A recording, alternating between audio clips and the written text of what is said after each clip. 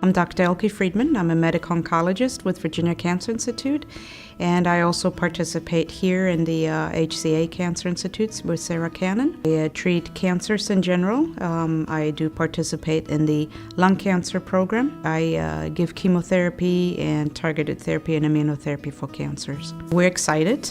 We have our own building, which is this brand new facility, so we're very excited about that. But the Cancer Center here is the similar concept to the multidisciplinary concept. We are bringing now all the disciplines that are in cancer treatment under one roof, and it makes for much more efficient treatment. We can collaborate much more easily. We're all under one roof, so we can combine. So the patient doesn't have to travel from office to office to office, but have his or her care here in the building. Sarah Cannon is associated with a lot of research, and there are top-notch cancer care, and we're getting that name here in Richmond. So when somebody is diagnosed with lung cancer, they may have a fundamentally different treatment than the next person diagnosed with lung cancer. So we have identified that two lung cancers may be very different. Not only are there different cell types, there's the big categories, small cell, non-small cell, and then under non-small cell we identified different cell types.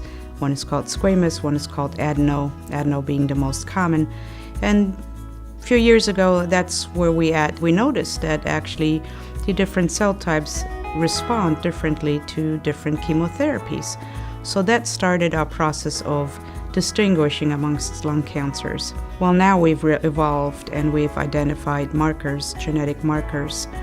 What makes a cancer cell is a mutation. And so we have identified a few mutations that are probably what we call driver mutations that makes these cancer cells malignant. So we have developed targeted pill form therapies that targets that mutation and shuts it down. And so we see much better survivals.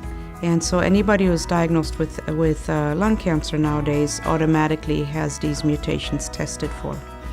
And if they have a mutation, they may start on a pill rather than chemotherapy. We are now in the process of identifying markers that give us an idea, maybe they are better responders or not responders. We're identifying features about the cancer and the cancer cells that we're developing treatments for. So it really changes. So two patients with lung cancer may have very different treatments. Research is exciting, and I do encourage people to participate in clinical trials, because that's how we make these advancements. We have been able to prolong survival now. The old statistics that we have for stage 4 lung cancer, 9 to 12 months, many people now outlive that, and that's because of our research.